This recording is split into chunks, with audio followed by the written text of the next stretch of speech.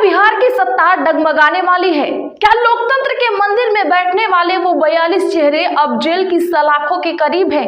आज की खबर कोई मामूली सियासी बयानबाजी नहीं है, बल्कि यह सीधे पटना हाई कोर्ट की चौखट से निकली वो चिंगारी है जो बिहार की राजनीति गलियारों में आग लगा चुकी है। मामला बिहार के 42 निर्वाचित विधायकों से जुड़ा हुआ है। जी हाँ, आपने सही सुना, 42 विधायक। ये कोई छोटा मोटा आंकड़ा नहीं है।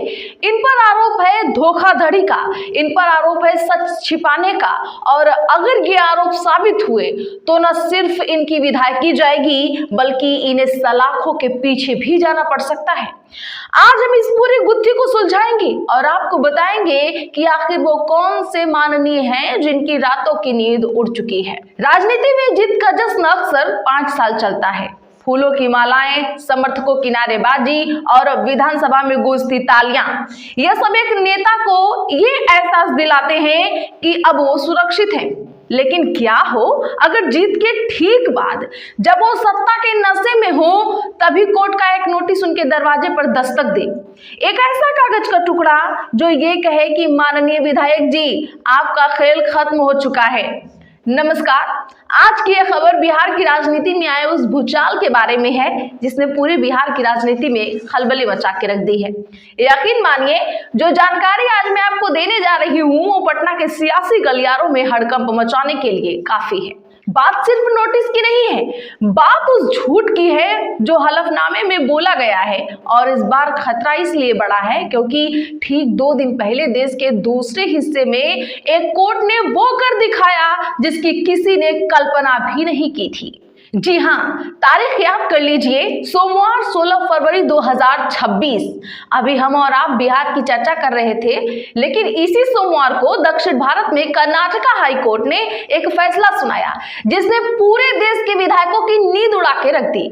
बागेपल्ली विधानसभा सीट, यहां से कांग्रेस के बाहुबली विधायक थे एसएन सुब्बा रेड्डी। 2023 में जीत का परचम लहराया था, लेकिन 2026 आते आते उनकी विधायकी को रद्द करके टोकरी में डाल दिया गया। क्यों? क्या उन्होंने कोई कांड किया? नहीं। क्या उन्होंने किसी को मारा? नहीं। उन्होंने सिर्फ एक गलती की थी, अपने चुनावी हलफनामे में अपनी संपत्ति और देनदारियों की जानकारी छुपाई थी। अब आप सोच रहे होंगे कि मैं बिहार की खबर में कर्नाटका का किस्सा क्यों सुना रही हूँ। इसीलिए दोस्तों, क्योंकि आग हमारे घर में भी लग चुकी है। कर्नाटका तो बस एक झांकी है, असली पिक्चर बिहार में बाकी है। बिहार के पटना हाई कोर्ट से एक साथ, जी हाँ, एक साथ 42 विधायकों को नोटिस जारी किया गया है। 42 यह कोई छोटी मोटी संख्या नहीं है, यह पूरी सरकार गिराने के लिए काफी होती है। हालांकि बिहार में सरकार प्रचंड बहुमत में है, लेकिन जिन चेहरों को नोटिस मिला है उनके नाम सुनकर आप चौंक जाएंगे। इसमें कोई साधारण विधायक नहीं है। इस लिस्ट में शामिल है बिहार विधानसभा के अध्यक्ष प्रेम कुमार जी। इस लिस्ट में शामिल है बिहार के सबसे वरिष्ठ मंत्री में से एक विजेंद्र प्रसाद यादव जी। इसमें युवा चेहरा चेतन आनंद का नाम शामिल है। इसमें पूर्व मंत्री जीवेश मिश्रा का भी नाम शामिल है। अब सवाल यह है कि आखिर मामला क्या है? क्यों पटना हाई कोर्ट ने इन माननीयों को कटघरे में लाकर खड़ा कर दिया है? और क्या बिहार में भी कर्नाटका वाला इतिहास दोहराया जाएगा? इसे समझने के लिए हमें थोड़ा पीछे चलना होगा। आपको बता दें कि 18वीं विधानसभा के चुनाव के नतीजे जब आए तो एनडीए गठबंधन में 243 में से 202 सीटें जीतकर इतिहास रच दिया। विपक्ष पूरी तरह से साफ हो गया। लेकिन कहते हैं ना, जब जीत बहुत बड़ी होती है तो दुश्मन भी उतनी ही गहराई से वार करता है। जो उम्मीदवार हार गए उन्होंने अपनी हार को स्वीकार नहीं किया, उन्होंने रास्ता अपनाया कानून का। इसे हम कहते हैं इलेक्शन पिटीशन, यानी चुनाव याचिका। बिहार के वरिष्ठ पत्रकार और राजनीतिक विश्लेषक अरुण पांडे जी, जो दशकों से बिहार की अदालतों और विधानसभा को कवर कर रहे हैं, उन्होंने इस स्थिति को बहुत बारीकी से समझाया। उनका मानना है कि यह मामला तकनीकी लग सकता है, लेकिन इसके परिणाम राजनीतिक मृत्यु जैसे हो सकते हैं। देखिए, जब कोई नेता पर्चा भरता है तो उसे चुनाव आयोग को 3 चीजों का सच्चा ब्यौरा देना होता है। ध्यान दीजिएगा, मैं सच्चा शब्द पर ज्यादा जोर दे रही हूँ। जैसे एजुकेशनल क्वालिफिकेशन, यानी आप कितना पढ़े लिखे हैं। एसेट डिक्लेरेशन, यानी संपत्ति का ब्यौरा, आपके पास कितनी गाड़ी, बंगला, जमीन और बैंक बैलेंस है। वही क्रिमिनल इतिहास, यानी आपराधिक रिकॉर्ड, क्या आप पर कोई केस चल रहा है। तो सुप्रीम कोर्ट का सख्त आदेश है कि वोटर को अपने नेता के बारे में सब कुछ जानने का अधिकार है। इसे राइट टू नो कहा जाता है। अब आरोप यह है कि बिहार के इन 42 विधायकों ने इन तीनों खानों में से किसी न किसी में खेल कर दिया है। किसी ने अपनी जमीन छुपाई, किसी ने बैंक का लोन छुपाया, तो किसी ने अपने ऊपर चल रहे पुराने केस को एफिडेविट में लिखा ही नहीं। वकील डीपी सिंह, जो पटना हाईकोर्ट में चुनाव याचिकाओं के विशेषज्ञ हैं, उनका कहना है कि यह मामला सिर्फ कागजी भूल का नहीं है। अगर कोर्ट में यह साबित हो गया कि जानकारी जानबूझकर छुपाई गई थी तो यह करप्ट प्रैक्टिस माना जाएगा और इसकी सजा होगी।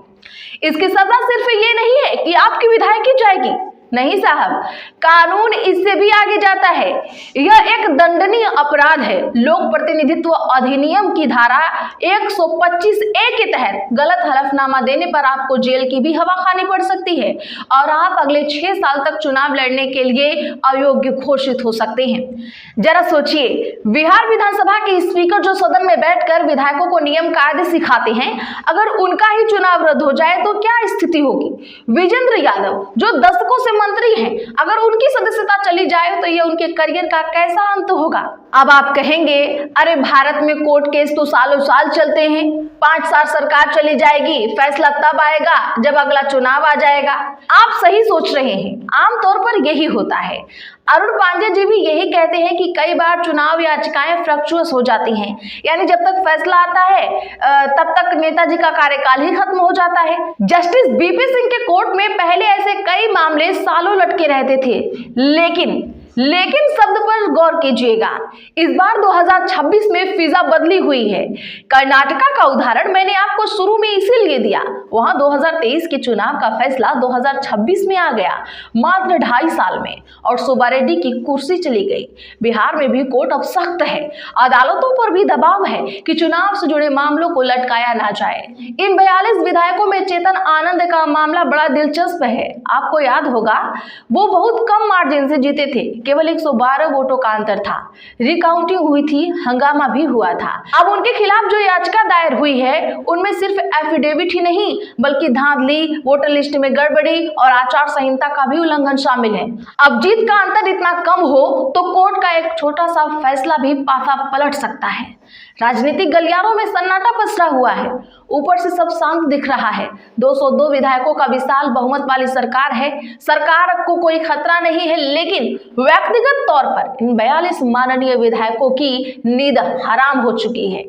अभी मामला नोटिस के स्टेज पर है, यानी कोर्ट ने इनसे कुछ पूछा है, आपके खिलाफ ये सबूत आए हैं, बताइए हम आपका चुनाव रद्द क्यों ना करें। अब वकीलों की फौज खड़ी की जाएगी, जवाब तैयार किए जाएंगे। वो जमीन मेरी नहीं थी, वो लोन मैंने चुका दिया था, मुझे उस केस के बारे में पता नहीं था, ये सारी दलीलें दी जाएंगी। लेकिन डिजिटल इंडिया के इस दौर में जहां हर जानकारी एक क्लिक पर मौजूद है, झूठ छिपाना अब उतना आसान नहीं होगा।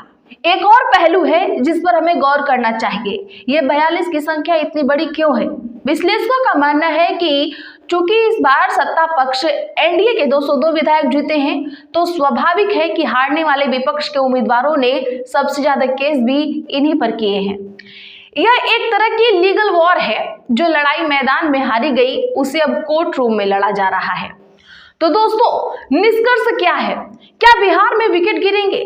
इसका जवाब भविष्य के गर्भ में छुपा हुआ है, लेकिन एक बात तो तय है, बिहार की राजनीति में यह नोटिस सिर्फ एक कागज नहीं बल्कि एक चेतावनी है उन सभी नेताओं के लिए जो ये समझते हैं कि जनता की आंखों में धूल झोंक कर, संपत्ति छिपाकर या अपराध छिपाकर वे मलाई चाटते रहेंगे। अगर कर्नाटका हाईकोर्ट का फैसला बिहार में नजीर बना तो आने वाले कुछ महीनों में हम बिहार के कई बड़े चेहरों को पूर्व विधायक बनते देख सकते हैं।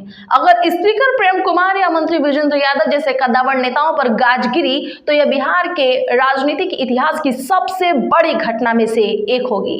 यह लड़ाई अब वोट की नहीं, कोर्ट की है, और कोर्ट में भीड़ नहीं, सबूत बोलते हैं। हम इस खबर पर अपनी पहली नजर बनाए हुए हैं। जैसे इन विधायकों की तरफ से कोर्ट में जवाब दाखिल होगा, या हाईकोर्ट की तरफ से अगली सुनवाई की तारीख आएगी, हम सबसे पहले आपको बताएंगे, क्योंकि यह मामला सिर्फ 42 सीटों का नहीं है, यह मामला लोकतंत्र की सुचिता का है। अगर आपको यह रिपोर्ट और हमारा यह विश्लेषण पसंद आया है तो इस वीडियो को ज्यादा से ज्यादा लोगों में शेयर जरूर करें।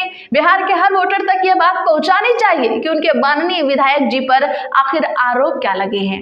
अपनी राय हमें कमेंट बॉक्स में जरूर लिखें। क्या चुनाव जीतने के बाद गलत जानकारी देने वाले विधायकों की सदस्यता तुरंत रद्द होनी चाहिए, हाँ या ना? वीडियो को लाइक करके चैनल को सब्सक्राइब कर लें और बगल में घंटे के निशान को दबाना ना भूलें।